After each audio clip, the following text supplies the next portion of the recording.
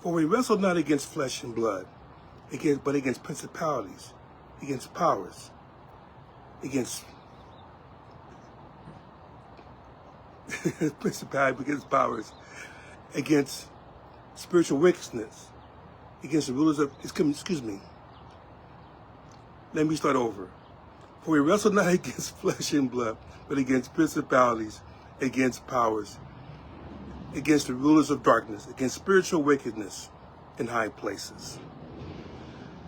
And of course, for weapons of our warfare are not carnal, but they're mighty through the pulling down of strongholds.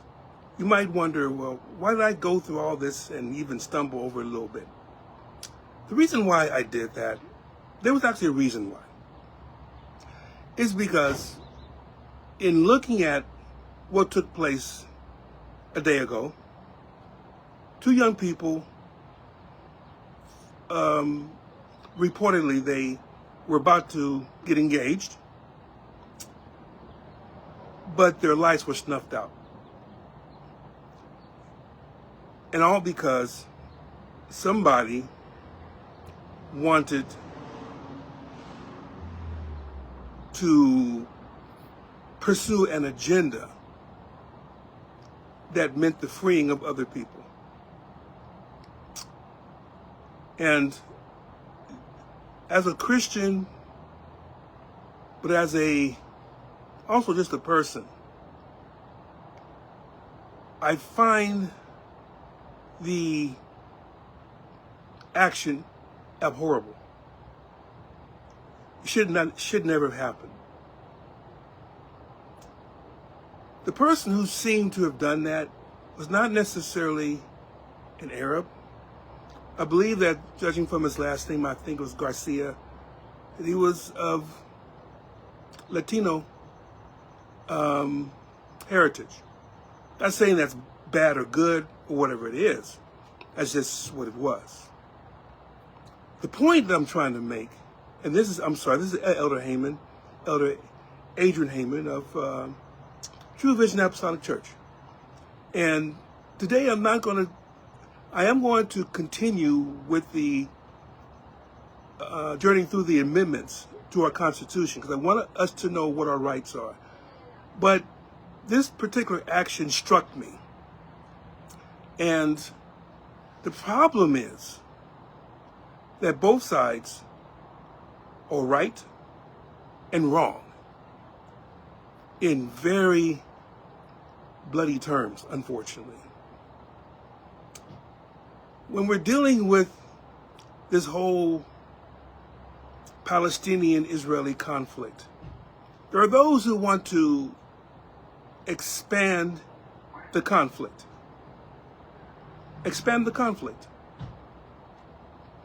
Not for just, because I guess they feel that essentially since Israel is using overwhelming power, and they are, they've pretty much, and no matter what side you're on, you must admit that Israel has made a mess of Gaza.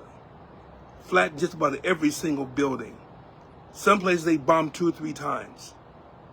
And the people just can't go running from place to place to place. There's only so much land in Gaza. It's not a very big place. But you have two organizations that are looking for the elimination, the annihilation of the other. Hamas would rather have Israel go into the sea. Of course, that means destruction, annihilation. Israel, on the other hand, wants to pursue at least its elected officials, its officials, the ones that are important, I guess. They do want to see the Palestinians kicked out. And they don't care where they go. Just don't really, not Gaza, to be honest, not even the West Bank. They're settlers in the West Bank. There was an agreement, and they've pretty much disregarded the agreement. They really don't care. They're taking Palestinian homes and daring anyone to do anything, and shooting up some. I'm not saying they're doing a systematic genocide like some are saying, but they definitely showing that they don't want Palestinians there. So let's be honest. Both sides are doing some very dastardly things. Hamas, of course, has to me, it has no redeeming value, to be honest.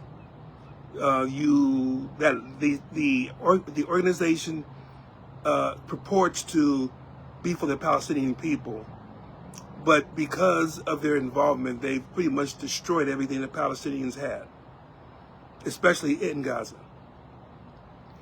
And whoever thought of massacring over 1,000 Israelis to begin this whole thing a year and a half ago, whatever brainiac thought of that, it really wasn't very good. Now, what does it have to do with yesterday? Well, yesterday, you have someone who sympathized, or at least what it seems to be, sympathized with the Palestinian cause. And so because he sympathized with the Palestinian cause, he went the next step. And instead of just protesting, maybe shouting out a word or two, he took matters to his own hands and shot 2 people who really weren't even thinking about the war. They were really thinking about getting engaged. And that, to me, is cruelty.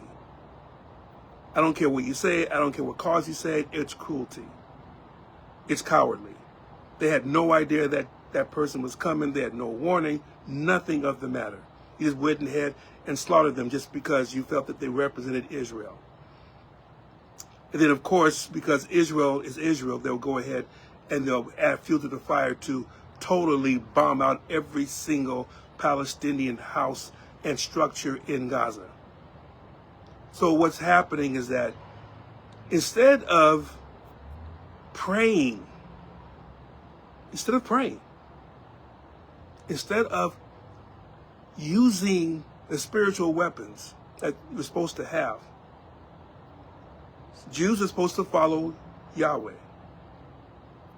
Palestinians are supposed to follow Allah. And yet both of you are using physical force to get what you think you want.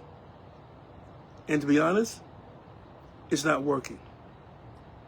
On this Palestinian side, all you've done is made Israel mad and more resolute in its purpose, and you have shown people that you can't trust anyone, not only that is a Palestinian, but sympathizes with a Palestinian. Now, before you go and say Elder Haman does not like Palestinians, that's far from the truth. I think they have a right to be in that land. They were there. Now, yes, I also believe that the Jews have a right to be in that land too, because they were there, were kicked out, and now they're coming back. The key is whether they can live together, and what it shows that they cannot. One of the interesting things is that we like to use the term anti-Semitism. And that's because essentially the Jews are the descendants of Shem. So, Semite, descendants of Shem. The interesting thing, though, is that many of the Arabs, which may include the Palestinians, I believe are descended from Shem as well. If we take the idea that Ishmael is the ancestor of many of the Arabic nations, if we take that biblical nugget and think that way, then Palestinians are also Semites, so anything against them would be anti-Semitism as well. No, I wonder if anyone's thought about that. I don't think they have. I think they applied to the Jews, and they're absolutely right. But have we thought about the Palestinians? They may be right as well. Interesting idea, but no one's vouching for it. Anyway, just something to think about. My main point is really this. Every time you shoot someone, every time you bomb someone, every time you kill someone, in retaliation, all that's going to do is make the other side go back at you even harder. It's not going to do you any good to keep the fighting. And I'm talking about both sides. Both sides. Both sides. And to me, they should see how much blood has been shed. Innocent blood on both sides. How many Israelis who had nothing to do with the decisions made by the government have been killed, slaughtered? How many times do we have people going in different nations and being pinpointed and killed by sympathizers? Not even Arabs, just sympathizers. Again, I don't mean those that are just protesting. That's one thing. You have freedom of speech here. Whether one may agree with you or not, you have the freedom of speech here.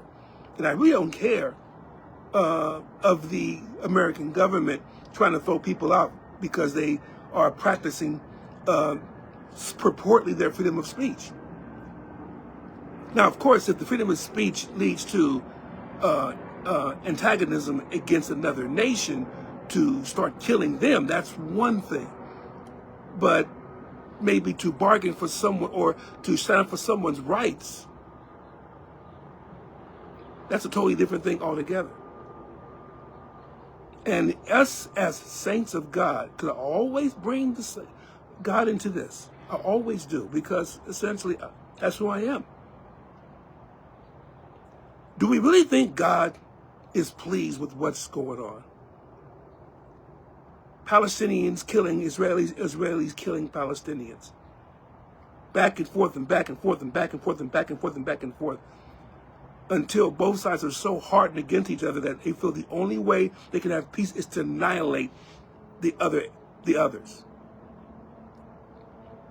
And you don't care who gets killed in the process. You got to pursue your program. That, to me, to be honest, is not of God. It's definitely not of Jesus. But then again, who am I? I'm just a person on the outside. Maybe if they attacked my people, I may feel a little bit differently. But at the same time, I look at those who kill others indiscriminately for a certain cause. And all I know is that it does no good to practice violence against someone else and not expect them to hit you back.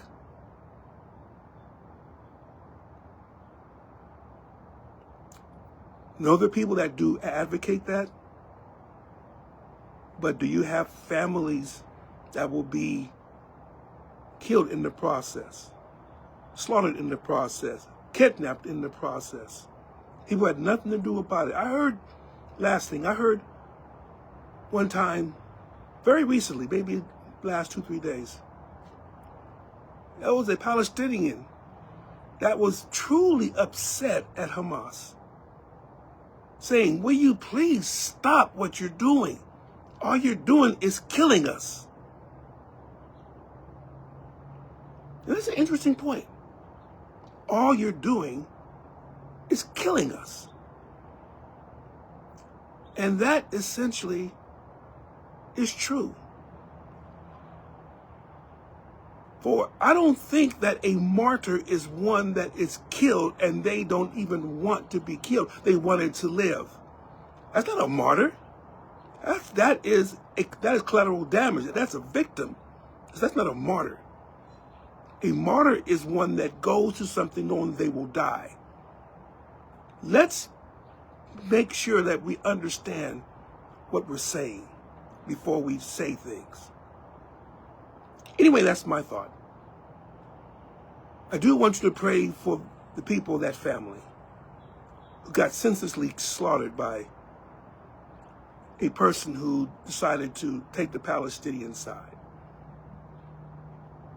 I would say the same thing if a Jewish person went and started killing Palestinians indiscriminately. I would say the exact same thing. Because all you're doing is really, you are telling everyone else exactly what they feel, that Hamas needs to be eradicated. Thank you, but no thank you. Protesting is good. Killing is not. We remember that. And remember what day we're in. We're in the last days. I know this has happened. This is supposed to happen. Nations rise up against nation, kingdom against kingdom. But that does not mean that you have to do it. You could stop, but will you? May the Lord be praised in every single thing that he does. Love you all. Again, just a thought. If you have any thoughts, go ahead and put them down. God bless you. Love you. Have a wonderful... Oh, just want to make sure I said one more thing. Sister Heyman did go through her operation well. It involved getting her arm ready for dialysis with a fistula. The operation took a bit longer than what I thought it was. Instead of for 2.5 hours, I think it took 4 or 5. But she's home. She's eating. I'm going to join her very soon, as soon as I get off of here. But thank you for your prayers. And continue to pray for me as well. Love you all. Take care in Jesus' name.